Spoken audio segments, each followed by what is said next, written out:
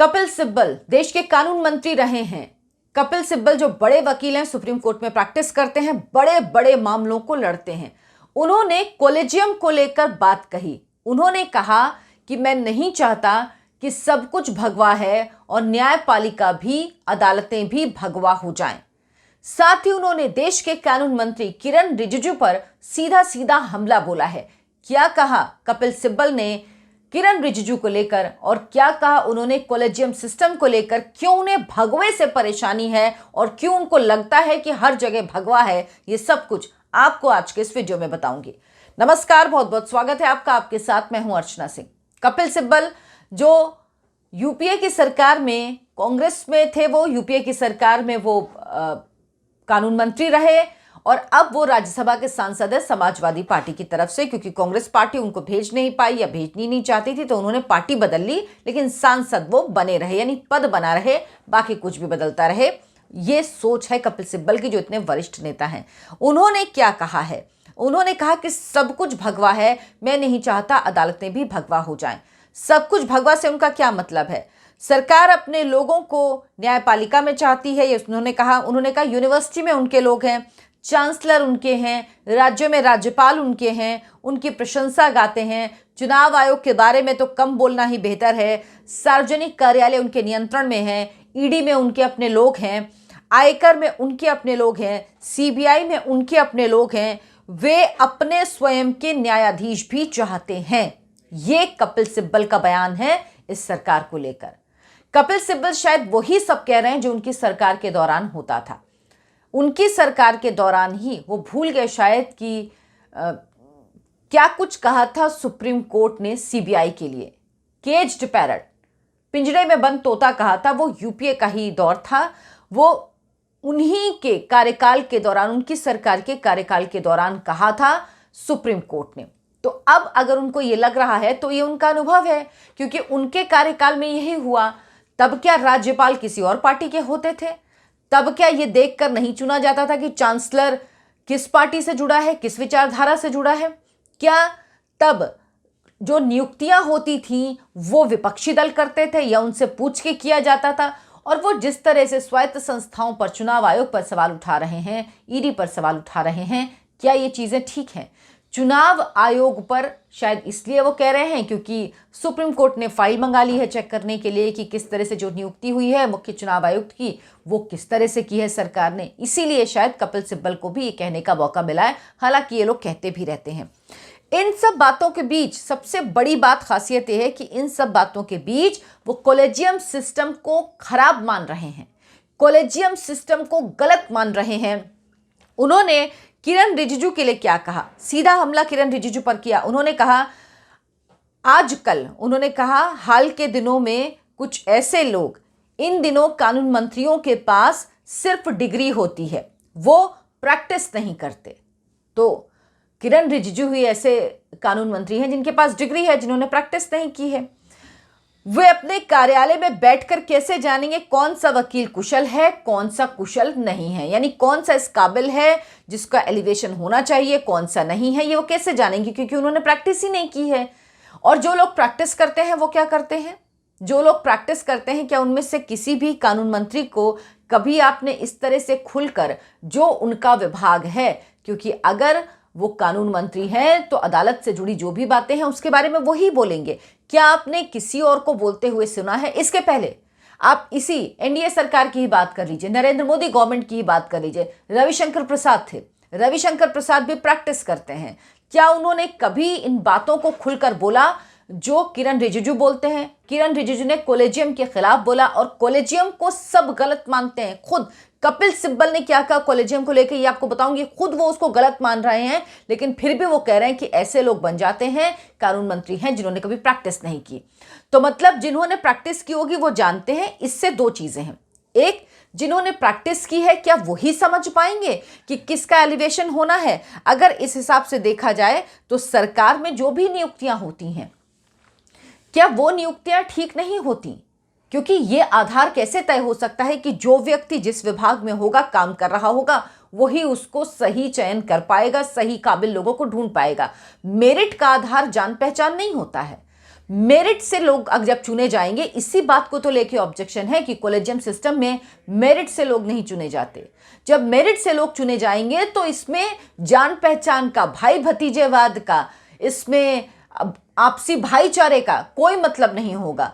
लोग मेरिट पे चुने जाएं, यही तो कोशिश है, और इसके लिए वो व्यक्ति न्यूट्रल हो, ये जरूरी है। तो ये बेहतर स्थिति है कि वो प्रैक्टिस नहीं करते, उनका कोई स्टेक नहीं है, उनको किसी जज के सामने नहीं जाना सुप्रीम कोर्ट के, और उनको किसी से फैसला नहीं लेना है। तो ये बेहतर स्थिति है कि वो न्यूट्रल स्थिति में है। दूसरी बात, अगर जो लोग प्रैक्टिस कर रहे हैं, क्या वो होते तो कभी कोई बेहतर स्थिति दिखी है देश में कि जब ऐसे कानून मंत्री रहे तो उन्होंने कुछ बेहतर किया? कॉलेजियम सिस्टम को लेकर सिब्बल कह रहे हैं कि ये अपारदर्शी है, ये इसमें बहुत अधिक भाईचारा है, ये परिवारवाद और भाईचारा, समझ रहे हैं, जान पहचान की तरफ इशारा कर रहे हैं कि भाईचारा है बहुत ज्यादा, परिवारवाद है बहुत ज्यादा। कह रहे हैं कॉलेजियम सिस्टम अच्छा नहीं, अपारदर्शी है, इसमें बहुत भाईचारा है। यानी जिस बात को किरण रिजिजू कहते हैं, मोदी सरकार कहती है, वही बात कपिल सिब्बल भी कह रहे हैं। हाई कोर्ट के जज अपनी नियुक्तियों के लिए सुप्रीम कोर्ट की तरफ देखते हैं, सुप्रीम कोर्ट के जजों की तरफ देखते हैं, इसीलिए वो कई बार पार्शियल रहते हैं बहुत ज़्यादा, उनकी भूमिका बहुत ज़्यादा न्यूट्रल नहीं हो पाती। इस वजह से उनकी स्वतंत्रता को ये प्रभावित करता है, क्योंकि उनको पता है कि सुप्रीम कोर्ट के जज हमारा चयन करेंगे, इसीलिए वो बहुत ज़्यादा स्वतंत्र नहीं होते हैं, उनकी भूमिका को भी प्रभावित करता है ये सिस्टम। लेकिन फिर भी वो कह रहे हैं कि सरकार चयन करे, इससे बेहतर मैं कॉलेजियम सिस्टम को मानता हूं। ये उनका फ्रस्ट्रेशन है। वो दरअसल ये नहीं चाहते, वो ये चाहते हैं कि जब हमारी सरकार आ जाए तब हम चुने, तब ठीक है। इंदिरा गांधी ने 2 बार क्या किया ये उनको याद होगा, तब ठीक है। लेकिन अगर एनजेएसी आता है तो एनजेएसी में क्या दिक्कत है? एनजेएसी से क्या सरकार चुनेगी? उसमें प्रधानमंत्री होंगे, उसमें विपक्ष के नेता होंगे, उसमें सीजेआई होंगे, 2 जो नागरिक समाज से जुड़े लोग हैं वो होंगे, कानून मंत्री होंगे। तो इसमें कहां से सरकार चुनेगी? ये तो एक न्यूट्रल बॉडी होगी जिसमें सबकी राय के बाद ही फाइनल होगा कि किसको चुना जाए। तो इससे उनको ऐतराज है। वो दरअसल ये कहना चाह रहे हैं कि जब हमारी सरकार आ जाए तब सरकार चुने तो ठीक है, लेकिन ये सरकार नहीं चुने, क्योंकि ये सरकार भगवा है तो सब भगवा हो जाएगा। उनकी सरकार के दौरान किस तरह से नियुक्तियां होती थी, किस तरह से जजों की जो वरीयता है उसको हटाकर दूसरे जजों की को चुन लिया जाता था, ये सब कुछ इतिहास के पन्नों में दर्ज है, और ये हर एक व्यक्ति, इस देश का हर एक नागरिक जानता है। तो कपिल सिब्बल साहब शायद किसको समझा रहे हैं ये मेरी समझ में नहीं आ रहा। वो कह रहे हैं कि एनजेएसी अगर नहीं तो कोई और सिस्टम लेके आए, लेकिन सरकार ना चुने। सरकार अभी भी नहीं कह रहे कि सरकार परामर्श से चुनती है, अगर सरकार को नहीं पसंद आ रहा है तो वो वापस कर दे, वो नाम वापस कर दे। तो सरकार वापस कर रही, तभी तो ये टकराव की स्थिति है। पूर्व जो कानून मंत्री हैं वो कह रहे हैं कॉलेजियम प्रणाली पर भी वो आपत्ति जरूर जता रहे हैं, लेकिन उन्होंने ये भी कह रहे हैं कि जो नियुक्ति सरकार द्वारा हो वो ठीक नहीं है। तो जो कानून पास किया था संसद ने, दोनों सदनों ने सर्वसम्मति से पास किया, उस कानून को अगर न्यायपालिका नहीं मानती है तो क्या इसके खिलाफ कुछ बोलेंगे कपिल सिब्बल? जिस तरह से किरण रिजिजू ने कहा, जिस तरह से जो वाइस प्रेसिडेंट है भारत के जगदीप धनखड़, उन्होंने कहा, क्या इस बारे में कपिल सिब्बल जो कानून मंत्री रह चुके हैं वो अपनी राय देंगे कि क्या ये अधिकार है न्यायपालिका को कि सर्वसम्मति से पास हुए संसद के कानून को इस तरह से स्ट्राइक डाउन कर दे? क्या ये अधिकार है? क्या ये संविधान सम्मत है? ये वो क्यों नहीं बताते? क्योंकि उनको कहीं ना कहीं अपना एजेंडा चलाना है। साथ ही साथ वो कह रहे हैं कि जिस तरह का बयान दिया गया है कानून मंत्री की तरफ से, या उन्होंने वाइस प्रेसिडेंट का तो नाम नहीं लिया, लेकिन कहा कि जिस तरह के बयान दिए गए, बयान देना ठीक नहीं है, अनुचित है। मुझे लगता है अगर कुछ भी करने की आवश्यकता है तो अदालत को अपनी इस प्रक्रिया पर देखना चाहिए। सरकार को सोचना चाहिए कि नियुक्ति के लिए एक नई प्रणाली आवश्यक है, लेकिन सवाल तो यही है ना, अगर नई प्रणाली आएगी तो उसके बाद कोर्ट उसको स्ट्राइक डाउन नहीं करेगा, इसकी क्या गारंटी है? कोर्ट उसको मानेगा, इसकी क्या गारंटी है? कॉलेजियम सिस्टम लागू है, लेकिन कॉलेजियम सिस्टम के अंतर्गत जिस तरह से नियुक्तियां हो रही वो नियुक्तियां ठीक नहीं है। ये सब कह रहे हैं, खुद कपिल सिब्बल कह रहे हैं, लेकिन उनको डर है भगवे का। सब भगवा हो गया है, कहीं अदालतें भी भगवा ना हो जाएं।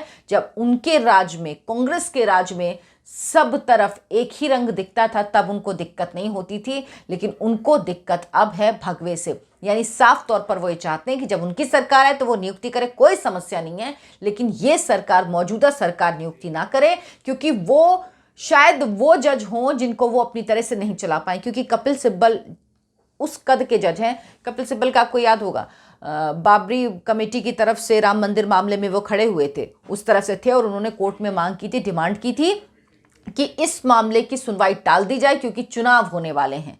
तो वो नहीं चाहते थे, वो तो चाहते थे कि ये मामला टलता रहे, मामला लटका रहे, चलता रहे, साल दर साल खिंचता रहे। वो उन लोगों में से हैं।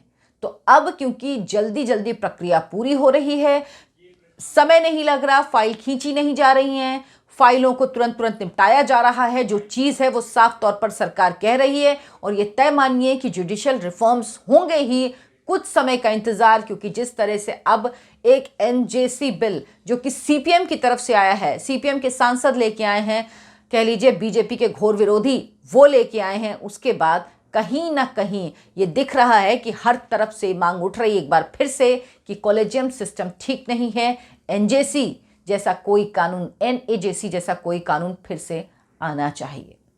अगर आपको मेरा कंटेंट पसंद आया तो मेरे चैनल को लाइक करें, शेयर करें और सब्सक्राइब जरूर कर लें। नमस्कार।